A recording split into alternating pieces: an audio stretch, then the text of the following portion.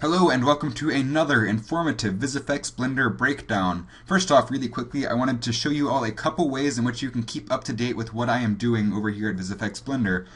First off is the official VisFX Blender blog. This is where any sorts of updates, quick tips, anything that I have to post will be posted here first and foremost.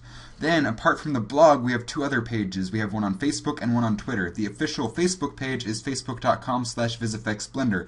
Everything that I post on the blog will be posted through Facebook, or at least linked to on Facebook. And then everything that's linked to on Facebook will also be linked through on the Twitter account, which is twitter.com/cfolia. So these are three different ways in which you can keep up with me, and one other thing that you'll notice is I added a donate button to the side of the VisFX Blender blog. If you want to help me buy new equipment or anything like that, I'd really appreciate it, but don't feel like you have to. So, without further ado, let's get started. The main focus of this project was compositing with cycles. So, yes, there were a lot of other aspects of the project, but for the purpose of this breakdown, I really just want to focus on compositing with cycles and a few basic compositing concepts. So, let's jump right in. Before we actually go into the files that I used for the project, you need to understand a couple concepts for compositing with cycles.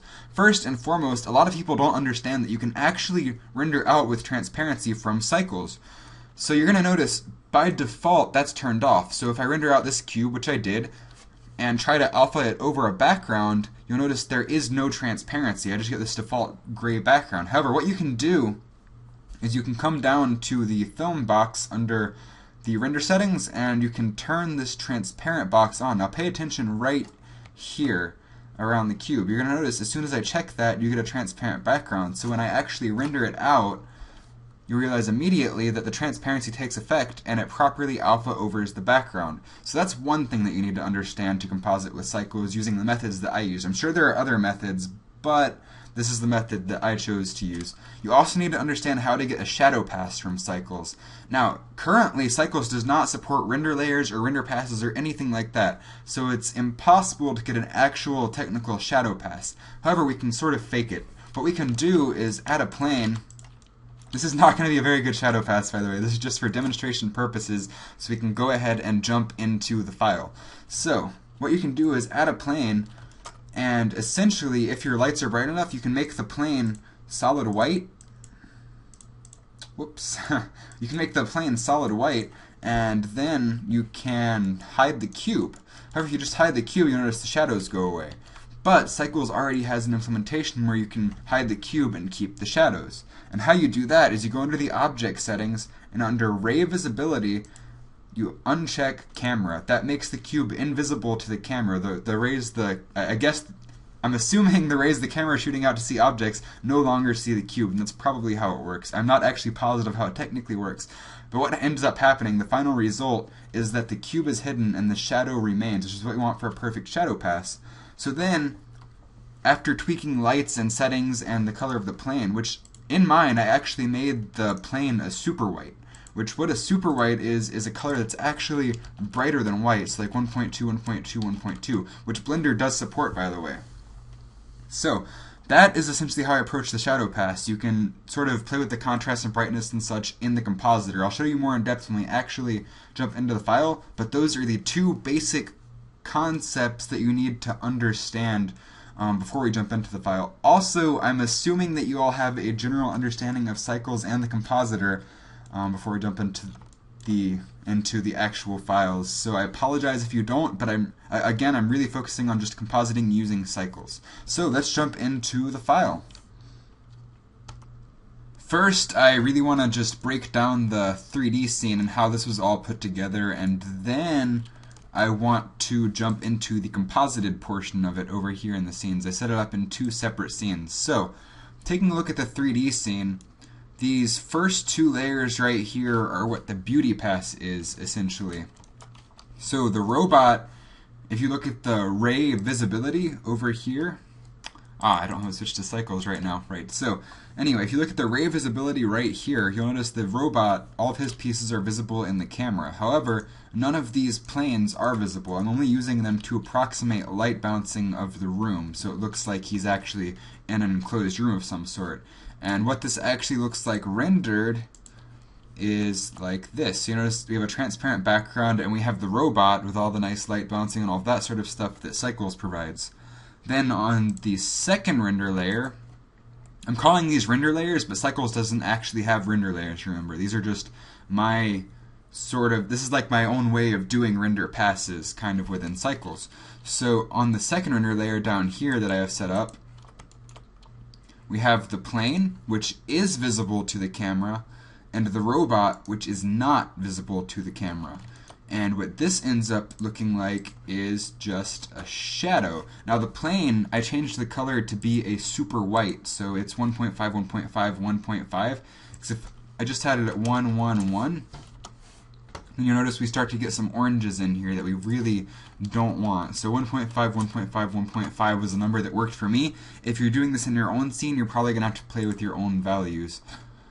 So moving along, how I got nice reflections on him is I actually projected the image onto these backgrounds. So if we take a look at the backgrounds, if they were visible to the camera, you'll notice that they have images projected onto them. Just one frame of the image projected from the camera using the UV project modifier. Now I'm going to get further into the UV project modifier for the second real shot of the film. And by second shot, I mean the shot with the 3 robots and the TV-headed robot, because I consider the one shot to be this entire sequence where he looks back and sees the TV and falls in love. But anyway, that's how I got reflections on him from the scene. I just sort of projected the scene around him.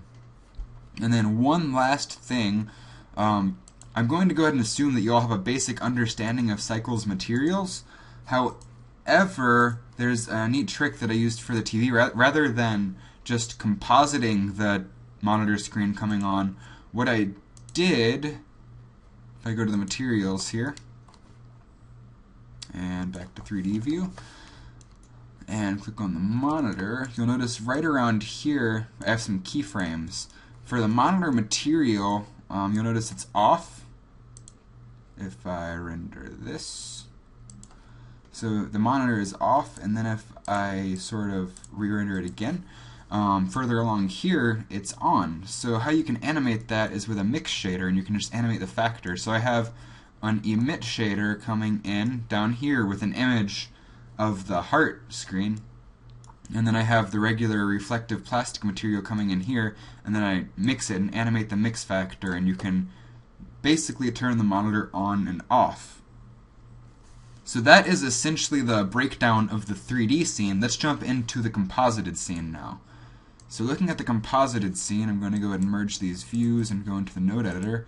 By the way, quick workflow tip, it's always smarter to render out your animated elements as image sequences and then composite them together later. You almost never want to composite at the time of render, which I notice a lot of people seem to do. It just ends up being a lot faster because you have the elements that you know you want, you like these elements, and then you can just composite them and render out the composite, which is a lot faster than waiting for it to render every time you want to see it composited together, especially if you just want to tweak something in compositing rather than re-rendering everything all over again. It's just so much more convenient to composite image elements than it is 3D elements. So I rendered out my elements from the animated scene, then brought them into a brand new scene purely for compositing. So I have an image sequence here, my background plate here, and the shadow image sequence here.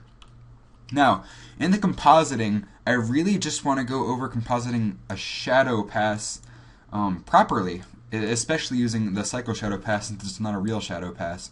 Because most of the other stuff you should probably be familiar with if you watched any of my other views. Like we just have some separation of the RGBA to mess with the colors on an individual channel basis, and some sharpening and grain and all that sort of stuff over here. But the main thing that's interesting about this that I haven't done on my previous ones is the proper compositing of a shadow pass. See, a lot of people, myself included until a few weeks ago, I used to think that a shadow pass, sure, you take it, wait for it to load up here. You take it, it's dark, great. We have a white background, dark shadow. You just multiply that over the background, right?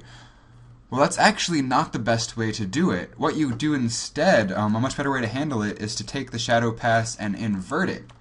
if you actually look at Maya, I don't know about other 3D applications other than Blender and Maya, but if you look at Maya and you grab a shadow pass, the shadow will be white in the shadow pass. And that is for this reason. Rather than taking and multiplying the shadow over, it's better to use it to RGB curves the background. So we have our background plate and we plug it into the RGB curves by a factor of the inverted shadow. And what that allows us to do is darken the areas of the image to get our shadow pass without losing any detail. We don't muddy the image up at all. We keep our detail and darken that area of the image. Now, the other beautiful thing about this is it allows us to easily manipulate the color, because shadows, if you pay attention in real life, always have color in them. That's another very important key thing to keep note of when you're compositing or just working on a scene in general. Black shadows or just gray shadows are very boring, and almost every shadow in real life has some sort of color in it, whether it looks like it or not. So after compositing the shadow properly by taking it, alphaing it over the white to get the solid white background with the dark shadow, desaturating it to make it black and white, and then inverting it, I just, again, RGB curves the background by that. And then the rest of the compositing is really just some color correction, adding some noise, which I did using a clouds texture that I animated with the time. And I added some glow using the glare node. And that's about it for compositing in this shot. Let's move on to the second shot. But before we actually move on to that file, I'm going to show you some neat stuff about camera projection. Camera projection is essentially a way of projecting textures onto a surface rather than UV unwrapping the surface. There are a couple ways to approach it in Blender, but the most streamlined, easiest way I found is using the UV project modifier, because it essentially lets you turn any of your cameras into a projector. So what is this useful for? Well, I'll explain that after we sort of go through the process of actually doing it, because understanding how to do camera projection is very important to understand if we're going to go through the second shot of the project. So first, you do need to actually unwrap the object that you're going to UV project. So we're going to just say U and then smart unwrap, because it doesn't matter how it's unwrapped, it just needs some sort of UV map to replace. So then we can go into add modifier, UV project. We want to project from the camera, we're turning the camera into a projector. Our image aspect ratio, we'll say 1280 by 720, because that's what size our render is going to be. So I'm going to actually change that right here. And then under the UV project modifier, we're going to choose an image, but I don't have one loaded into the scene yet, so we're going to go ahead and load a background image. So under my images, I'm going to grab, let's see, which one was it? I want to grab the one of the TV, so we'll grab this one. Let's say we want to make a really crude 3D TV. Also, let's change the dimensions of the camera to make the image not so squished. Okay, so we're doing totally by 895 instead, so we need to change the aspect ratio over here as well. So then I want to just sort of match the cube up to the TV. This is going to be very not like the TV at all, but that's okay, just for an example. I'm going to show you a better example in a second here. I just want to show you generally how to do UV project. So, we have our basic TV, and we can then apply the TV image here and apply it to that UV map and say override image. Then if we display solid textures, you'll see that it's literally projecting the image onto the cube. So if we move the camera, the projection is moving because the camera is projecting it. However, how you can actually use this to your advantage if you do want a moving camera, which I'll explain that later, but if you want a moving camera, then you can duplicate the camera. So I just duplicated the camera with Shift D. Now I'm going to view it through the new camera. So if I move this camera, we have our 3D TV, and we can get a little bit of perspective on this projection. So this is actually a technique that's used in a lot of big films to take 2D images and make them look slightly 3D. You can't get a whole lot of camera movement, but it's enough to add depth to the image. Essentially, they just reconstruct the scene with very simple geometry and then move the camera around to get some some parallax data. So let me actually show you an example of what it could be used for. This is a matte painting that I did at school for a class. I am by no means a painter, but then for my final assignment, I took the 2D image and converted it to 3D in Blender using projection. So now if you'll notice there's actually parallax data. The scene looks like it's 3D because there's simple geometry representing all of these shapes in space. So when the camera moves, it looks 3D, but it's not really 3D. It's like 2.5D is an actual term that they use in the industry to describe it sometimes. So it's like 2.5D essentially. So that is what image projection is. Now I suppose we can go ahead and jump into the second shot. In this second shot slash scene, I suppose, there is no moving camera, so I didn't actually use the camera projection to get parallax data. I used it for a completely different purpose altogether. But before I get into that, I want to show you how I got environmental lighting, which is pretty neat. If we go into the rendered view and rotate the camera, notice the background is hidden for the beauty pass because we want the transparent background, like so. But how I got the reflections in environmental lighting is I set the sky to be an environment texture. And then I went outside of the house and just took a picture of the driveway, except it wasn't a regular picture. I took a picture of a reflective sphere in the middle of the driveway. And what that gives you is almost a 360-degree map of the area that you can use as an environment map. So you get nice reflections and you get really nice lighting. You get nice environmental lighting, which is how I actually got the correct color of shadows because it is physically correct. So the background, I used projection in this sense rather than for a parallax motion to get depth. Instead, I used projection to get depth of field effect. So let's go back to solid for a second and take a look at that. If we turn this guy on in the camera and then set this to rendered, and we look through the camera, by the way, if we move this camera, I believe this is not the one that's projecting. So the camera we're looking through is not the one that's projecting. I have a second camera that's actually projecting it, that's in about the same spot as the one that's not projecting it. So the one we're looking through is not projecting the texture, but if we zoom around the scene, you'll realize, wow, this is really pretty crazy. Let's just look at it in this one, where it's not so crazy. If we render it, then you'll notice that the textures are all stretched out if you look at it from any view except the camera because of the projection. So what this allowed me to do is cast shadows directly onto the background without having to composite them on later, and it also allowed me to fake depth of field. So you notice I get a nice blurry depth of field effect without having to composite it in later. It's actually done physically accurately by the camera. By the way, how you do depth of field in Cycles is under the camera settings. You literally just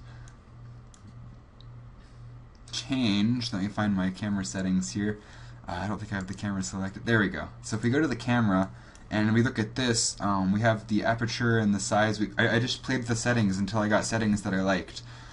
By the way, the size of the aperture, if you want to bump this up in incredibly small increments, otherwise you're going to get crazy blurry things. Like this is already very blurry and it's only at 0.01 when the distance is pretty much at the robot. So other than that, the lighting was very simple. I just have one light that represents the sun that's pointing at the robot, and I made it big enough to get shadows that looked about accurate with the scene. And like I said, the reflective sphere image is causing the shadows to be blue. So I split this shot up into two different files actually. I didn't set it up in different scenes or layers, I set it up in different files. So in this file, I have the background invisible and I have transparency on. Because even though he's already on the background in the final render with his shadow and everything, I want to be able to add noise and grain to him later. So I have to separate him and composite him in later to add noise and grain to match the image. So then in the second file, let me put this in solid just so I know it won't crash when I switch. But in the second file, which is just BG here, if we render this out, go over to the 3D view here, it's essentially the exact same file, except in this one, only the background is visible with the shadows. Now, I don't have to worry about isolating the shadows or compositing those over later because the software is already casting them accurately. They already have noise and grain from the image because they're literally on the image. So then, going into the compositing of this shot, it was very, very, very straightforward and easy. I literally just took the robot and the rock and alphaed them over the backdrop and then color corrected it. Because the shadow was already on the backdrop, there was no complicated shadow adjustment. I literally just blurred, sharpened, added some grain, and alphaed them over the background. Like so. And then I played with some curves to get the colors that I liked, some nice dramatic reds, like it's sunset or sunrise, and then I think it's more sunset. And the image was taken during sunset, but then I took this and I played with the hue and saturation, and then added some glare. I originally had it desaturated, I believe, to do the glare, but it turned out to be completely unnecessary because I wanted some nice colored glow. And then I added the glow over the scene. So if we actually turn these guys off, you realize that the glow really, really adds to it. It adds to the believability of the image because no camera is perfect. You're going to get artifacts like that if you're filming something in real life. So that's essentially how I approached the second shot. It's a lot simpler than the first one. This wouldn't have worked for the first shot because it had a moving camera and I had to camera track it. And I couldn't project an image, movie sequence onto the background because Cycles does not support movie sequences or image sequences yet for materials. It might by the time you watch this video, in which case the projection might be a very valid method to use for a camera tracked scene. It just wasn't valid at the time of making this project. But that's how I approached the second shot when he was outdoors and I used a still image for the background. Again, the benefits of the camera projection is the shadows are already cast on there. The lighting is going to match between him and the background more accurately because the image is getting some of the light effect from the actual lighting of the scene. So it's not just the same as the regular image anymore, and also it makes it incredibly easy to get depth of field without compositing it in later. So, before I go to the third shot, I want to show you some neat things that I did with dynamic paint to get the rain effects. So let's take a look at that next. The dynamic paint made it incredibly easy to get these water droplets on the ground here.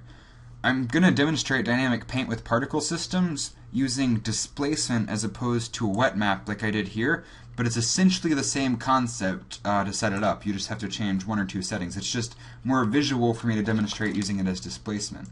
So what you would do, if you're doing a wet map, you would have to UV unwrap this, but since we're doing displacement, you don't. But it's really easy. You literally just hit unwrap, and it unwraps since it's just a plane. It's a perfect UV texture. It's just a square. However, for displacement, we're going to need to subdivide this. But setting up the dynamic paint with a particle system is incredibly easy. I absolutely love the dynamic paint system so much. Just play with it if you haven't yet. It's so fun. But what you can do is set up our rain system. Like, let's say we have rain here. And we'll set up a particle system. Now, I actually had rain objects that I used for the particles in the actual shot.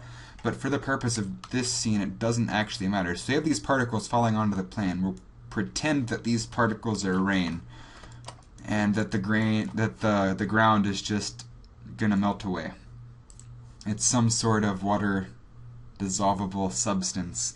So if we change the ground to a canvas, add canvas and set it to displacement, and set the particle emitter to dynamic paint and brush, and we add a brush, then you notice we have this drop down box called paint source. What you can do is change that to any of these, but if you want to use particles, you change it to a particle system, and then select the particle system you want to use from the drop-down box. So now, if I just hit play, you realize immediately we get results. The particles are causing a depth map change in this. So let's go ahead and take a look at the third file and see how I implemented this to get the rain effect. In this scene, the breakdown is as follows. See, I pretty much just have a white plane, which is actually a holdout material above a plane that I'm using to get light bouncing. So we have the holdout plane. What a holdout material is in Cycles, by the way, is a material that doesn't show up when you render. So I have a holdout above a plane that will render out just to get some light bouncing on him. That way we still end up getting the transparent background though, other than the clouds. These are not transparent. These are rendered out. The cloud cylinder / dome construction that I have here is used to emit light on the scene using the clouds. So we get some nice seemingly environmental lighting from the clouds. And then I have a particle system that is emitting my rain object, which is a watery glass material that I created in Cycles. Then the main purpose of me showing you this shot, since this isn't really visual effects related, it's more of an animated scene, is just to show you the dynamic paint usage. So this is my dynamic paint canvas, which was affected by the particles, and rather than using vertex color for the dynamic paint, I used image sequence. So it outputs an image sequence based on this guy's UV map, and I used a wet map as opposed to paint, which is right here. I turned wet maps on as opposed to paint maps, and then baked it. But I also changed the drying so the drops would disappear every once in a while. Now, I didn't actually render this out with the file. I had the transparent ground, remember, so I ended up with a texture that looks something like this, an animated texture. So it's a bunch of raindrops hitting the ground and then slowly disappearing. But then what I did is I took this black and white image and I rendered out shade this with the camera movements on the plane. So now we have the nice camera move with the drops hitting the ground. Like so. So then I took this and we went into the composited scene, which, let me actually open that in a separate file. It should be this one. Wrong one. Oh no, this is the correct one. Okay, great. So how the compositing of this worked is like this. I took the rain image sequence and I screened it over itself a bunch of times. That was to brighten up the water droplets. So they originally looked like that. After I screened them over each other a bunch of times, they looked like that. Notice the difference. They get, let me actually open that in the image editor over here. So this is the original. That's what they look like after they're brightened up. They're much brighter. And then I took this and I alphaed it over solid black. But I did a dilate erode on the alpha channel and used that as the factor. If I didn't do that, you'll notice we get this white pixely border right there because I forgot to turn on pre-multiply. I rendered out by the sky for transparency. But then I put these guys on the black background, so we ended up with this solid black and white image. And then I used the same trick that I used for the original shadow pass.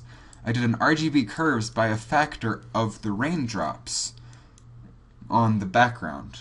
So we have our background, which is the shadow pass. And then I alphaed it over white and played with the color some to sort of brighten it up and contrast it. And then I took the raindrops and darkened the entire thing by a factor of the raindrops and added some blue in. Again, it's nice to do it this way rather than just multiplying them over because it's a lot more controllable. So then I literally just took the robot and the TV and the clouds and alphaed them over to get the final composite, and then added in some nice fancy glow. So that is essentially how I approached the raindrops. Now I just want to go over a couple things that I missed throughout the scenes that I want to cover as well as some closing remarks, and then we are through with this breakdown. Okay, just a couple last little tips. First and foremost, this is something I don't think I've even mentioned in any of my videos, but it's incredibly important. If you notice this background image, you'll see that the perspective of the robot and the rock match the background image pretty well, if you pay attention to the shot. Same with the first couple of shots. And that's because I changed the focal length to match that of the image. You can find the focal length of your image by looking at the metadata of your picture. Your camera should embed the focal length into the metadata of your picture. I accessed the metadata using Adobe Bridge, which is not open source or free, but I'm sure there is open source or free software to access the metadata of an image. I just don't know what it is. But that is one very, very crucial thing to getting a well-composited CG scene. You need to have the correct focal length. Another thing that I didn't mention is motion blur. You notice that this rock comes on really fast, but in my actual shot, I didn't have any motion blur. That's because Cycles doesn't support motion blur yet. However, if any of you know any workarounds to get motion blur into Cycles or anything like that, motion blur is very important and would have added a lot of realism to this project. Another thing, I didn't mention what screening actually does in the compositor. Screening is a mode that essentially takes the whites. It's like the opposite of multiplying, kind of, in compositing. Rather than leaving the blacks over an image, it leaves the whites over an image without necessarily adding them or brightening anything. It just sort of overlays the whites or light parts of an image onto the dark parts of an image. Last but not least, I did a lot of animation for this project, like character animation, like the guy getting hit, for instance. But I haven't gone over any of that because it's a visual effects blog. However, if any of you want me to go over animation, I'm not necessarily an animator per se, but if you want me to go over what I know about animation or any sort of animation workflows, I'd be more than happy to. Just leave me a message in the comment and I'll talk about animation in my next video or a video after that or something. And then finally, don't forget about the blog. I will put any updates or anything of the sort in the future on the blog. The problem is I don't know when the next video is going to be coming because I'm going back to school next week and it is going to be a very, very busy quarter. So I'm not positive when I'll have any updates video-wise, but I will keep you updated even if just with text updates on the VisFX Blender blog. So that pretty much concludes this breakdown. I hope you learned something and I hope you enjoyed it. Other than that, please leave any comments or criticisms or anything you want in the comments. I appreciate any sort of feedback that you all have for me. And don't forget to subscribe to the Facebook and Twitter and keep up with the blog. Thank you. Have a fantastic day or evening or morning or whatever time it is. Okay, just one final little thing. I forgot to mention what exactly a holdout material does. So for the purpose of this example, I changed this plane to use a holdout material. It's a material type rather than diffuse or glass or anything like that. It's holdout. And then this cube is a diffuse material. So then when you render, you realize a holdout is literally used as a mask. So I mentioned earlier that it doesn't render out, but I didn't mention that you could use it as a mask. Like, it also doesn't render out anything that's behind it. It's literally holding out that area and keeping it transparent. I guess that's why it's called a holdout. But I just wanted to explain that final little tip.